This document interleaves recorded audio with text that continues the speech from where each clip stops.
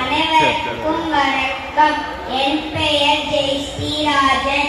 நான் 3வது வகுப்பில் படிக்கிறேன். நான் பேச போகிறது மகாத்மா காந்தி. மகாத்மா காந்தி சுதந்திர போராட்ட வீரர். அவர் அக்டோபர் 2ஆம் தேதி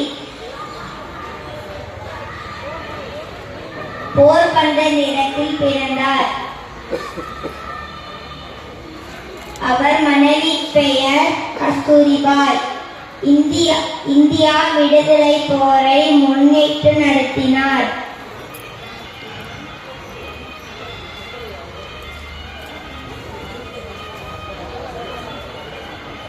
மகாத்மா